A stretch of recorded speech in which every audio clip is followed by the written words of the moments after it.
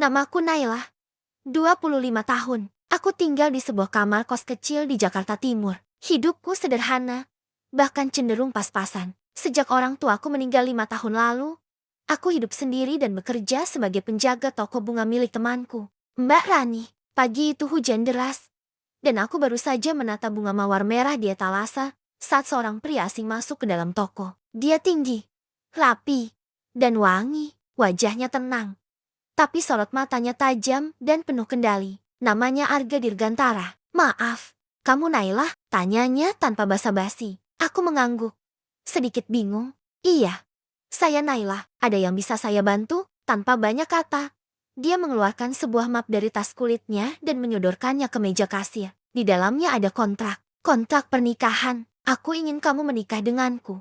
Hanya 6 bulan. Secara sah. Setelah itu, kita bercerai dan kamu akan mendapat bayaran yang sangat layak." Aku tertawa kecil. Kupikir ini semacam prank atau social experiment. Tapi wajahnya tak menunjukkan tanda-tanda sedang bercanda. "Ada kamera tersembunyi?"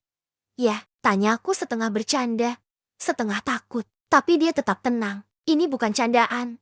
Nailah, aku butuh istri untuk memenuhi syarat wasiat kakekku. Tapi, aku tak percaya cinta. Jadi aku memilih pernikahan kontrak. Aku butuh seseorang yang bisa dipercaya.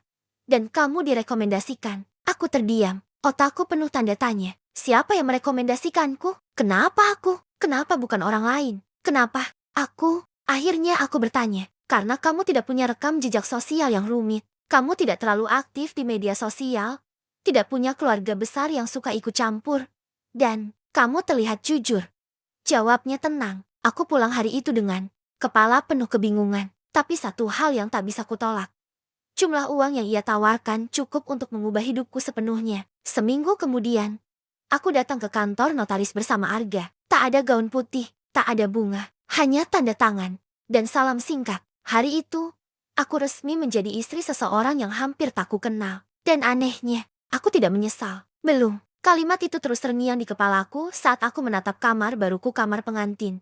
Tepatnya yang terlalu besar, terlalu sunyi, dan terlalu dingin untuk hati yang belum mengenal cinta. Hari pertama sebagai istri, Arga, aneh. Kami sampai di rumahnya, rumah megah 2 lantai dengan taman belakang yang luas dan penjaga keamanan 24 jam. Tapi tidak ada kesan rumah di sana. Tak ada suara anak-anak, tak ada tawa.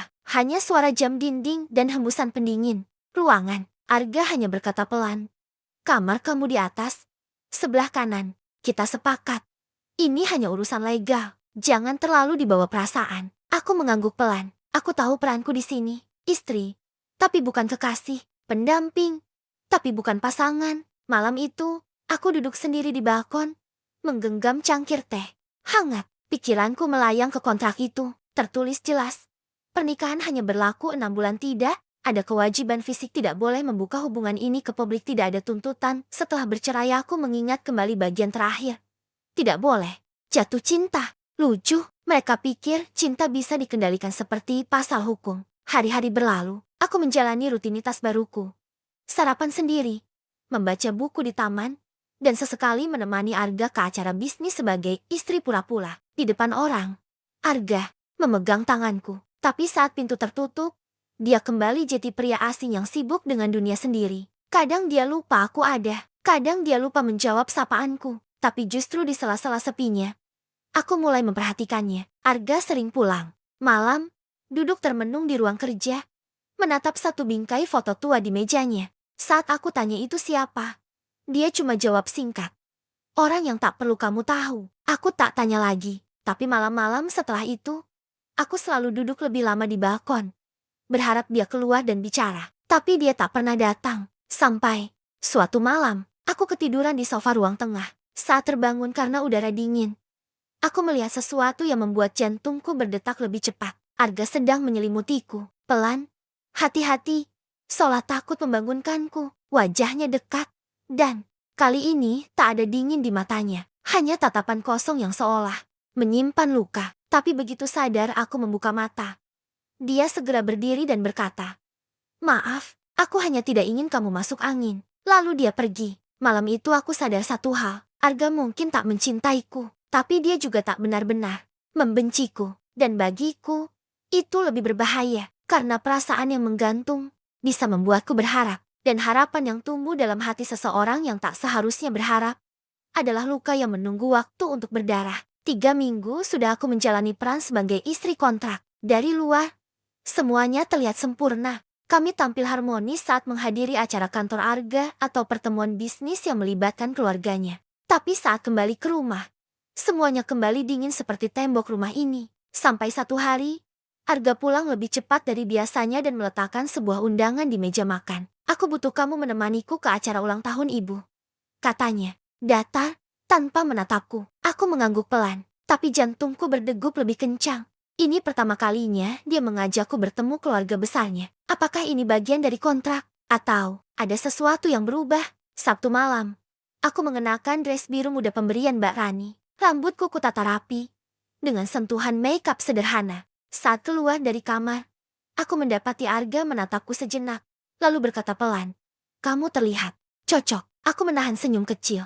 Pujian pertamanya. Namun semua rasa hangat itu lenyap saat kami sampai di acara ulang tahun ibunya. Rumah besar, penuh orang-orang berpakaian mewah, tawa tinggi, dan mata-mata tajam yang memindai setiap inci tubuhku. Dan di tengah keramaian itu, mataku bertemu dengan tatapan seorang wanita. Wanita bergaun merah marun, berdiri anggun di dekat piano, tersenyum miring ke arahku. "Kirana," Arga menyebut namanya nyaris tanpa suara. Aku ikut menatap wanita itu. Cantik, elegan, penuh percaya diri, dan tampak mengenal Arga jauh lebih dalam daripada aku. Kirana berjalan ke arah kami dengan langkah pasti, lalu menyapa Arga, seolah aku tak ada di sana. "Sudah lama ya, kamu akhirnya datang juga," katanya, lalu matanya melirik ke arahku, tajam. "Dan kamu bawa tamu." Arga menarik tanganku ringan. "Istriku, namanya Naila." Kirana terkekeh, kecil, seperti mendengar lelucon. "Oh, istri? Wah, cepat juga ya kamu move on setelah kejadian itu." Aku tak mengerti maksudnya, tapi Arga tampak menegang. Aku meremas jemarinya pelan,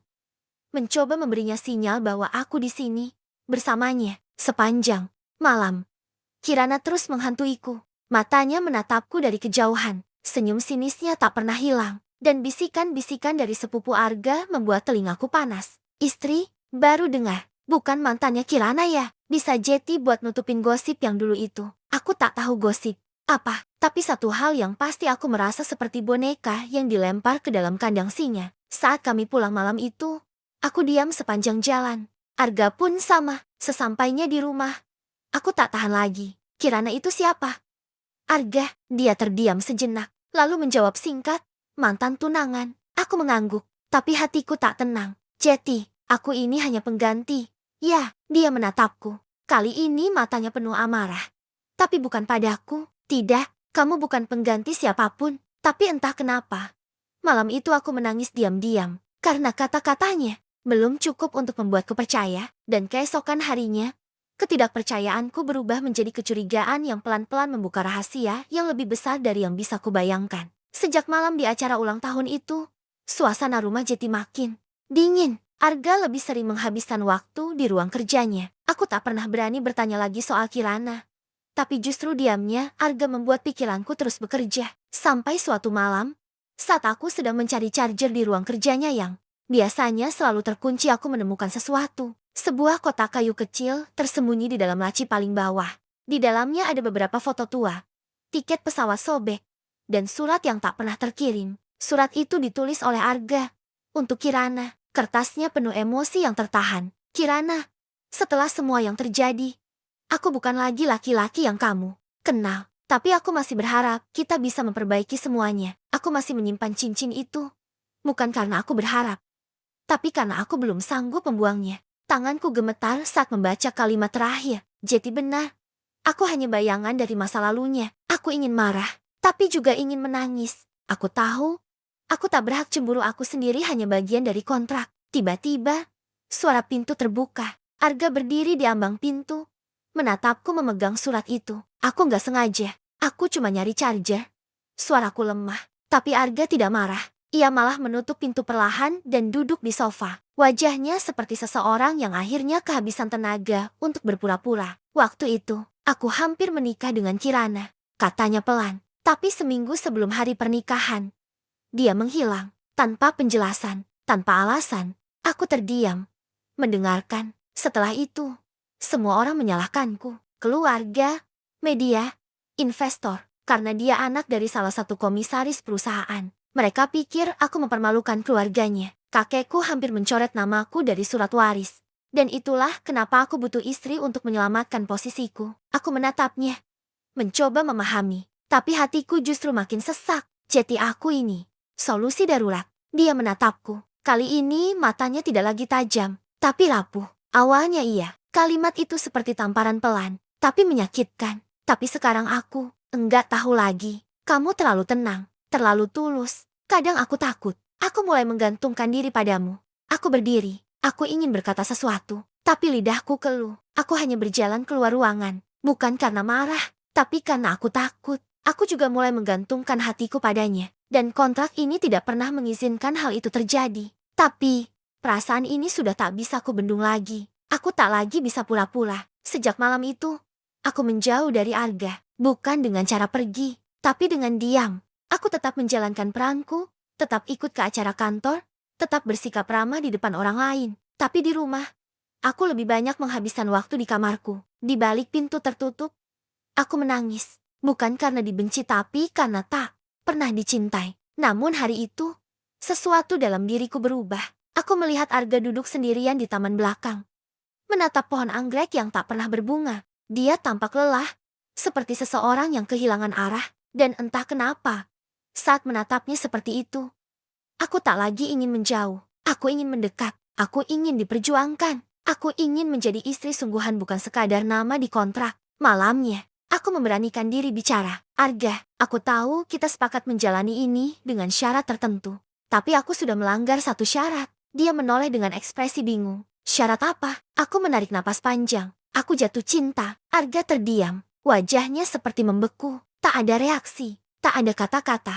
Hanya keheningan yang menyakitkan. Aku enggak butuh jawaban sekarang. Lanjutku. Aku cuma ingin jujur. Dan mulai hari ini, aku akan hidup sebagai istrimu. Bukan karena kontrak, tapi karena aku memilih itu. Aku pergi sebelum dia menjawab. Hatiku panas, tapi ringan. Selama beberapa hari setelah itu, Arga tak banyak bicara. Tapi dia mulai berubah.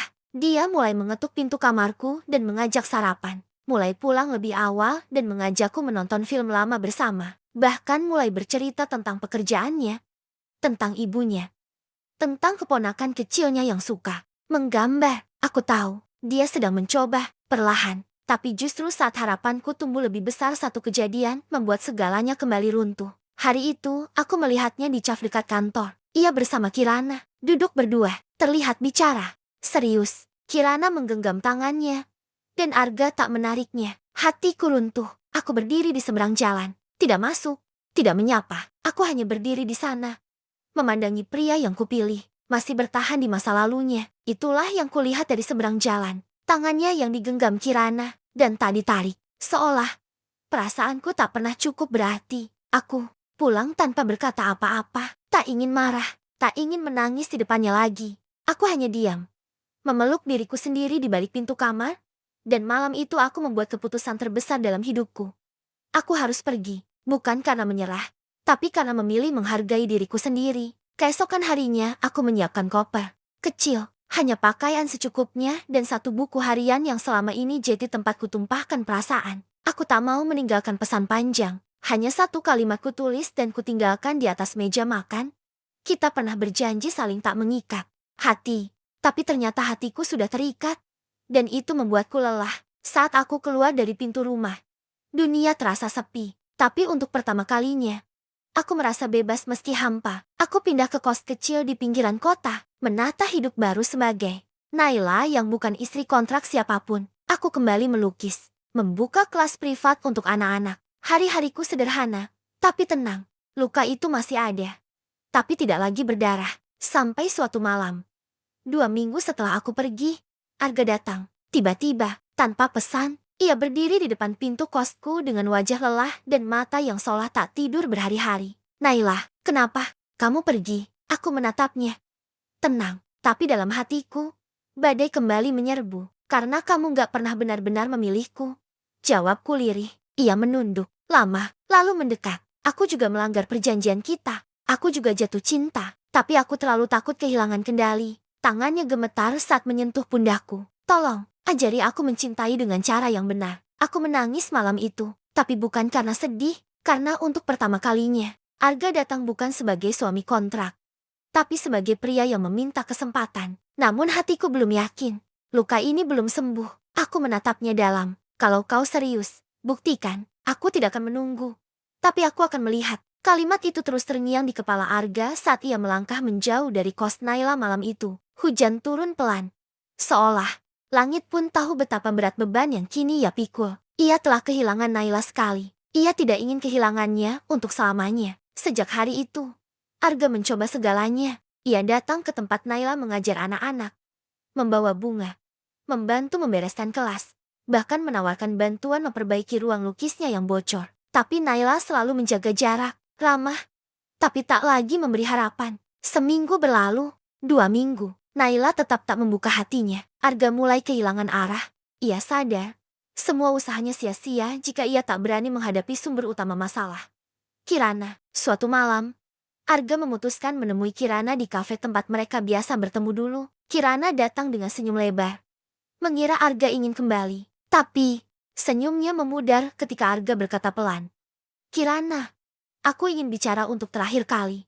Sebagai masa lalu, Kirana tercekat. Kau serius? Arga mengangguk. Selama ini aku terlalu pengecut untuk melepaskanmu. Tapi itu tak adil. Untukku, untukmu, dan terutama untuk Naila. Air mata Kirana jatuh tanpa bisa dicegah. Tapi kali ini, Arga tak lagi bimbang. Ia berdiri, menunduk pelan. Terima kasih untuk segalanya. Tapi kini aku ingin belajar mencintai dengan cara yang benar.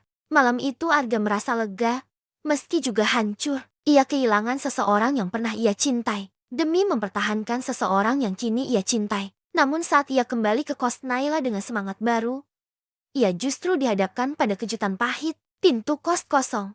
Tidak ada Naila. Tidak ada barang-barangnya. Tidak ada lukisan. Hanya satu catatan kecil yang tertinggal di atas meja. Kau memang datang, tapi mungkin terlalu terlambat. Dunia Arga runtuh. Semua pilihannya telah diambil. Kini, hanya satu yang tersisa. Mencari Naila. Meski harus kehilangan segalanya dalam prosesnya. Arga berdiri terpaku di kamar kos yang kosong itu. Catatan kecil Naila masih tergenggam di tangannya. Hatinya berdebar kacau. Ia membaca ulang tulisan tangan Naila. Mencoba mencari petunjuk tersembunyi. Tapi catatan itu terlalu singkat, terlalu dingin. Ia segera bertanya pada ibu kos. Dia pergi 2 hari lalu. Jawab sang ibu. Katanya mau pulang ke kampungnya di Magelang. Tapi saya tidak yakin. Karena dia bawa semua lukisannya. Bahkan yang belum selesai. Magelang, itu adalah tempat di mana Naila dibesarkan. Tapi mengapa dia tidak memberitahu langsung? Dengan tekad bulat, Arga langsung menuju stasiun. Ia hanya membawa satu ransel, tanpa rencana jelas. Hanya satu tujuan, menemukan Naila. Perjalanan ke Magelang penuh tanda tanya. Arga menyusuri alamat lama keluarga Naila. Rumah itu sudah lama kosong. Ia mencari ke sekolah dasar tempat Naila dulu belajar. Berharap ada jejak, tapi tak ada satupun orang yang tahu keberadaan Naila. Bahkan ayah angkat Naila pun dikabarkan telah pindah ke luar negeri sejak 2 tahun lalu. Putus asa, Arga duduk di halte bus kecil di lereng desa. Hujan turun pelan, lagi-lagi hujan. Seolah mengiringi setiap titik balik dalam hidupnya. Tiba-tiba seorang anak kecil menghampirinya. Mas Arga ya? Arga terperanjat. Iya. Kamu siapa? Aku muridnya Kak Naila. Dia bilang, kalau Mas Arga sampai nyusul ke sini, suruh datang ke rumah merah di belakang bukit. Tapi katanya, Mas Arga mungkin udah lupa jalan ke sana. Arga terdiam. Rumah merah, itu tempat Naila sering ceritakan dulu rumah peninggalan neneknya. Tempat paling sunyi, tapi juga paling jujur. Ia berlari menembus hujan, naik turun jalanan, berbatu, menyeberangi ladang dan tanah lembab. Nafasnya terengah, tapi hatinya penuh harap. Dan di balik kabut tipis sore itu di ujung tanjakan Arga akhirnya melihatnya. Rumah kayu tua berwarna merah bata, berdiri di antara pepohonan. Lampunya menyala redup. Di depan beranda, sosok Naila berdiri diam, memeluk lukisan besar yang belum selesai. Mereka saling menatap, tanpa kata, tanpa jarak. Hanya suara hujan dan degup jantung mereka yang terdengar. Hanya suara hujan dan degup jantung mereka yang terdengar. Naila, bisik Arga akhirnya. Langkahnya perlahan mendekat ke beranda. Naila tidak menjawab. Tangannya masih memeluk lukisan itu erat, seolah takut kehilangan. Matanya berkaca-kaca, tapi bibirnya tetap diam. Aku kesini bukan untuk menyalahkanmu. Aku hanya ingin tahu, kenapa kau pergi tanpa bicara apapun? Arga berhenti 1 meter di depannya, menatap gadis itu dengan segala luka dan rindu yang selama ini dipendam. Naila menunduk. Karena aku terlalu mencintaimu, Arga. Tapi aku juga terlalu takut kalau cintaku justru menghancurkan hidupmu. Kenapa kamu berpikir seperti itu? Bukankah kita sudah melewati semuanya bersama? Belum. Arga, Naila menatap lurus ke matanya. Kamu belum tahu semuanya. Arga mengernyit. Maksudmu? Naila membuka pintu dan melangkah masuk. Masuklah, aku akan ceritakan semuanya malam ini. Tapi setelah itu, kamu harus bersedia memenuhi satu syarat terakhir dariku. Kalau kamu benar-benar ingin tetap bersamaku, di dalam rumah, aroma kayu tua dan minyak tanah memenuhi udara. Di dinding tergantung lukisan-lukisan masa kecil Naila, potret seorang perempuan dengan mata kosong, wajah sendu, dan satu lukisan yang sangat berbeda. Seorang pria tanpa wajah, hanya dada dan tangan yang memeluk bayangan. Lukisan ini, Arga menyentuhnya. Itu ayah kandungku, jawab Naila lirih. Orang yang selama ini kusembunyikan dari dunia. Karena dia bukan sekadar ayah bagiku. Dia adalah alasan aku selalu merasa kotor. Arga menatapnya terkejut. Waktu kecil, aku dibawa kabur oleh ibuku karena ayahku terobsesi padaku. Suaranya pecah, tapi kemudian ibu meninggal, dan aku dikembalikan padanya. Tahun-tahun setelah itu, aku hanya hidup sebagai tubuh, bukan sebagai anak. Arga menggenggam tangannya, namun Naila menarik diri. Makanya aku pergi. Aku tak pantas untuk dicintai. Aku hanya ingin kamu bahagia, tanpa membawa beban masa laluku. Arga menggeleng. Naila, kamu bukan masa lalumu. Kamu tunggu. Naila memotong. Syaratku, kalau kamu tetap ingin bersamaku, kamu harus pulang ke istrimu, minta izin, dan jujur padanya soal aku. Kalau dia mengizinkan, baru aku akan percaya bahwa kita tidak akan saling menyakiti siapapun lagi. Arga terdiam, jantungnya mencelos. Syarat itu adalah yang paling mustahil untuk ia lakukan. Tapi malam itu, di tengah hujan yang masih turun perlahan, Arga tahu, cintanya sedang diuji bukan oleh Naila, tapi oleh kenyataan yang pahit dan adil. Sekaligus, syarat itu adalah yang paling mustahil untuk ia lakukan. Namun di tengah hujan yang belum reda, Arga melangkah pergi dari rumah Naila dengan langkah berat dan hati yang tercerai-berai. Setibanya di rumah, jam menunjukkan jam 1:30. Dini hari, rumahnya sunyi, namun lampu ruang tamu masih menyala. Di sana, sang istri, Dira, duduk di sofa, menatap Arga dengan mata bengkak yang sudah kehilangan cahaya. Dari mana? Tanyanya pelan, tapi tajam. Arga berdiri di ambang pintu, basah kuyup. Bukan hanya karena hujan tapi karena hatinya sudah tak punya tempat berpijak. Ia menatap wanita yang telah menjadi istrinya selama 5 tahun terakhir. Wanita yang setia, tapi tak lagi disayang sebagaimana mestinya. Dari Naila, jawab Arga jujur. Dira menghela napas, tidak kaget. Jeti, benar kamu kembali mencarinya? Arga mendekat, duduk bersila di hadapannya. Aku datang bukan untuk meminta maaf, tapi untuk jujur sepenuhnya. Aku mencintainya, Dira, tapi aku tak akan melangkah lebih jauh kalau kamu tidak mengizinkan. Dira menatapnya lama. Lucu ya, ternyata pernikahan ini begitu mudah kamu gadaikan hanya demi perempuan masa lalu. Arga menunduk. Bukan mudah, Dira, justru ini yang paling menyakitkan. Lalu kenapa kamu tetap pergi ke dia? Karena kalau aku tak jujur, aku akan menghancurkanmu 2 kali. Pertama dengan kebohongan, dan kedua dengan pengkhianatan. Aku ingin jujur, agar kamu tahu semua sebelum memutuskan. Air mata mengalir dari mata Dira, tapi bukan karena patah hati melainkan karena dia tahu cinta yang sudah lama mati tak bisa dipaksa hidup kembali, meski diberi 1000 alasan. Kamu tahu Arga, ucap Dira pelan. Dari dulu aku sadar bahwa kamu belum selesai dengan masa lalumu. Tapi aku tetap tinggal karena kupikir waktu akan menyembuhkanmu. Dira berdiri, berjalan ke arah tangga. Aku tidak akan menahanmu, tapi aku juga tidak akan memberimu restu. Karena kau tidak berhak bahagia setelah menyisakan luka di hidup orang lain. Langkahnya terhenti di anak tangga pertama. Jika Naila memang mencintaimu, biarkan dia tahu bahwa kamu telah pergi tanpa izin. Dan malam itu, Arga hanya bisa menunduk, bukan karena tak mendapat restu, tapi karena ia sadar, luka yang ia tinggalkan pada Dira tidak akan pernah benar-benar sembuh. Epilog setahun kemudian di sebuah pameran seni kecil, lukisan-lukisan Naila terpajang. Salah satunya, lukisan seorang pria bersandar di dinding, memegang payung yang patah, Dengan wajah yang setengah basah oleh hujan, setengah lagi tertutup bayangan, Arga berdiri di tengah kerumunan, menatap lukisan itu dari kejauhan. Ia tidak pernah kembali ke Naila. Ia tidak pernah menghubungi Dira lagi. Ia memilih sendiri untuk menebus semuanya dalam sunyi. Kadang cinta memang tidak harus dimiliki. Kadang, cinta hanyalah luka yang tidak ingin diwariskan lagi.